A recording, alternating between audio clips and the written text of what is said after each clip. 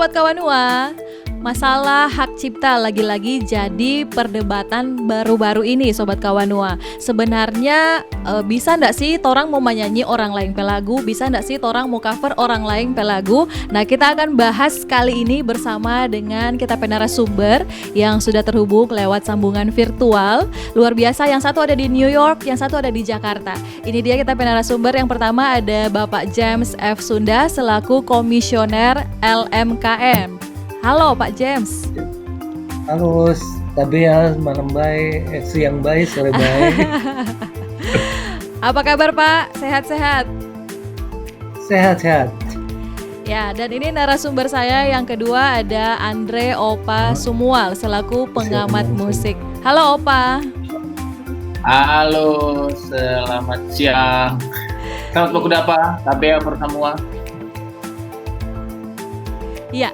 Nah, Opa sehat-sehat juga? Ya. Puji Tuhan, sehat-sehat. Jaga-jaga diri, sekarang mesti pintar menjaga diri sendiri. Iya.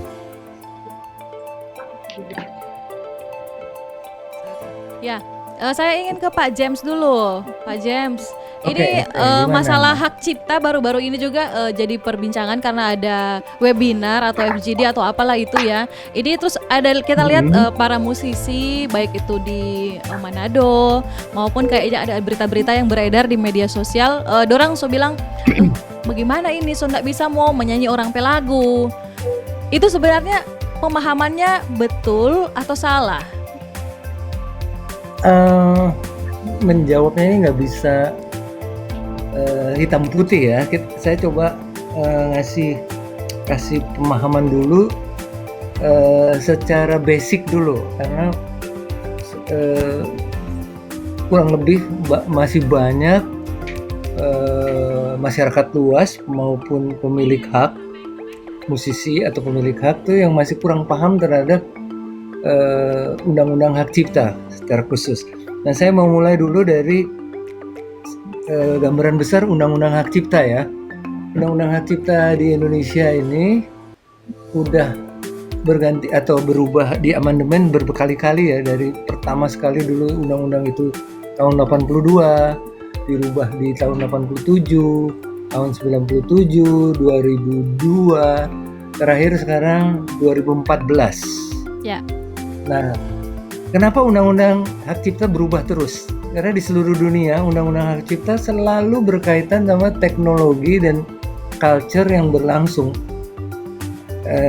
Seperti itu ya, karena di sinilah nanti jawabannya kenapa boleh, apa boleh, kenapa dulu boleh, sekarang nggak boleh, bahkan ada yang terbalik. Dulu menggunakan izin, sekarang enggak, ada yang terbalik. Dulu tidak menggunakan izin, sekarang iya. Nah, itu ada kaitannya sama perubahan undang-undang dan teknologi yang terjadi. Betul. Itu harus dipahamin dulu ya. Nah, terus yang kedua yang banyak membuat salah menggambarkan atau penjelasan juga menjadi salah. Undang-undang hak cipta ini berlaku bukan cuma buat musik ya. Undang-undang cipta 2014 itu ada 38 item. Dari mulai buku, arsitektur, baju, tekstil, itu ada 38 item. Musik hanya cuma 4 atau 5. Musik tanpa teks dan dengan teks, musik untuk drama, dan musik untuk film.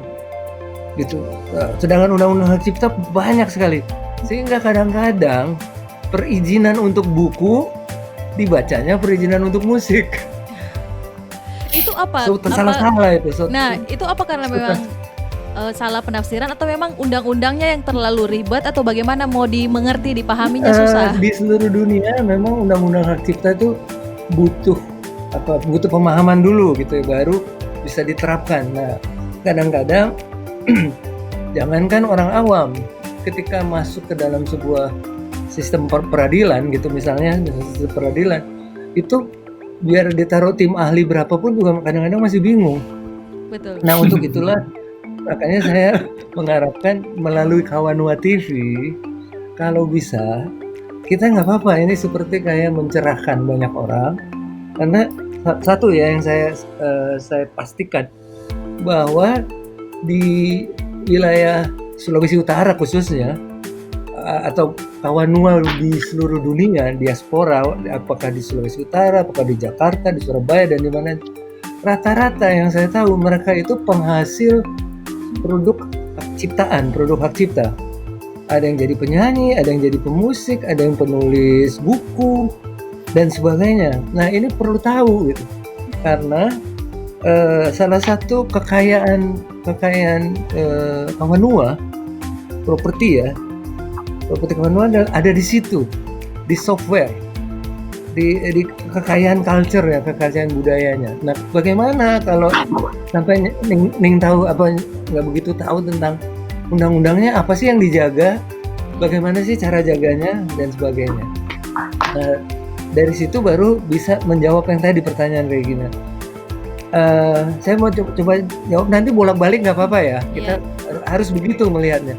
Misalnya gini, banyak orang memahami kata-kata izin, karena memang ditulis di hak cipta itu berulang kali. Iya. Hak Harus ada cipta izin. itu sebuah, kata-katanya tepatnya gini, dilarang atau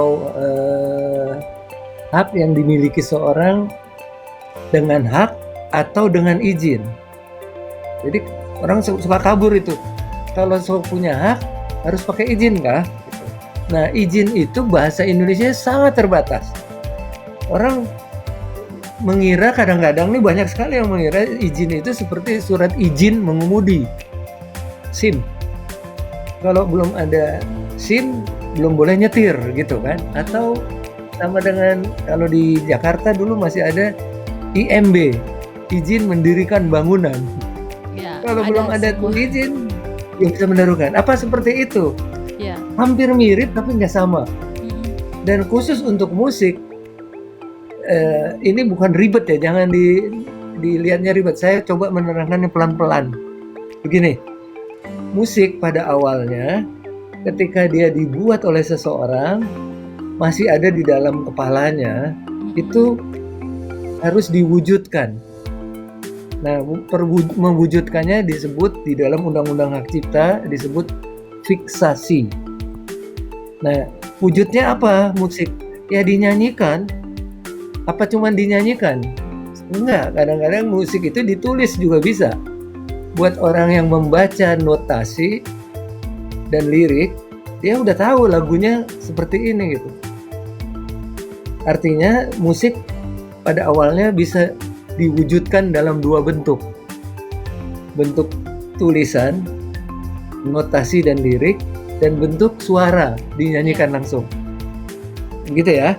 Nah, ada haknya nggak? Ada.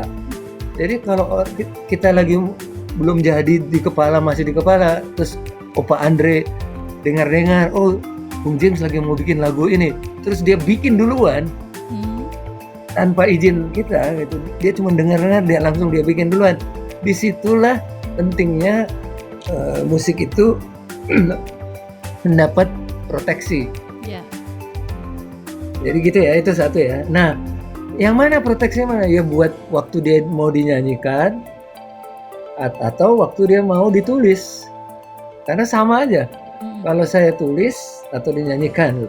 Nah, haknya ada berapa hak atau hak apa aja yang ada di dalam hak cipta untuk musik? Dibagi dua, ada yang namanya hak moral, ada yang namanya hak ekonomi. Itu ya. Ya. Nah, hak moral itu apa aja sih hak moral? Yang satu di situ ditulis pertama adalah hak dari seorang pencipta bahwa namanya dia harus ditulis dengan benar. Nggak boleh salah, apalagi zaman sekarang. Begitu salah, nama Andre Opa ditulis Andre Opung, bukan cuman Andre-nya marah, bukan cuman DP keluarga marah, tapi bisa-bisa DP transfer pindah. Ngerti ya, di zaman sekarang, zaman teknologi, nama itu ID, identitas, udah juga menyangkut bank number. Itu jadi hukumannya kadang-kadang kenapa berat sih hukumannya? Ya karena kamu salah nama, bukan cuman menghina orang tersebut, tapi bisa-bisa dimanfaatkan untuk merubah hak-hak yang lain gitu ya. Iya. Itu ya. Nah, hak moral yang lain lagi adalah tidak boleh mengutak-ngutik, bahkan bahasanya itu tidak boleh memutilasi karya. Jadi Ah, lagu lilin-lilin kecil misalnya dibilang lilin-lilin besar, misalnya begitu, atau dimain-mainkan. Nah, kecuali lagi-lagi kecuali tanpa izin ya. Disitulah peran izin itu ada. Nah, sekarang pertanyaannya gini, apakah lagu saya yang lagi berada di New York dinyanyiin di Papua, dinyanyiin di Tomohon, orang Tomohon sama orang Papua minta izinnya kemana? ya. Dan saya bisa tidur nggak ya kalau tiap hari seluruh dunia minta izin? Halo, minta izin. Memang begitu cara minta izin? Ya. Ruwet, jadi chaos. Bukan begitu. Minta izinnya sangat beda. Musik itu sangat beda.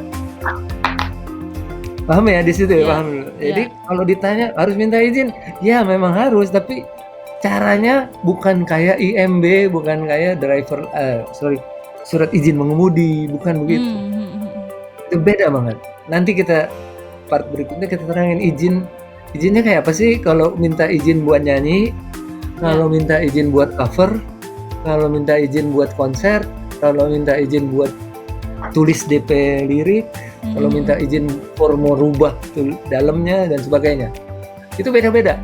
Oke, berarti memang betul-betul ada perbedaan yang signifikan ya antara pemahaman orang dengan yang sebenarnya. Iya, Minta izinnya iya, tidak betul. seseram itu berarti ya Pak James. Tidak seram, betul. Opa, Bahkan ini ada iya, iya. satu ini ya yang penting gini. Jangan sampai kalau setiap komposer atau pemusik atau pembuat karya lagu, dia pasti keinginan di dalamnya lagu itu dinyanyiin oleh seluruh orang sedunia. Pasti dia nggak harus mau digaris bawahi ya lagu itu. cuman satu Tomohon aja yang denger, di luar Tomohon ya nggak boleh gitu. Pasti Berarti kalau orang gitu gila promosi. yang bikin begitu. Ah, Itu orang gila yang kalau yang asli, kalau orang tuh kepengen karyanya tuh dinyanyikan sebanyak orang. Lalu oke. kenapa cara minta izin ini mempersulit? Kan nggak cocok itu sama teorinya. Iya. Dengan undang-undang hak cipta dibuat supaya karya itu lebih meluas. Oke. Opa, Tuh. Ya. pemahaman orang yang Opa lihat ini kan pergaulannya Opa ini di dunia musik semua juga. Kalau di Jakarta sana atau seandainya ada pasiar-pasiar ke Manado sini, lihat pemahaman orang mengenai undang-undang hak cipta ini bagaimana? Kalau menurut kita sih memang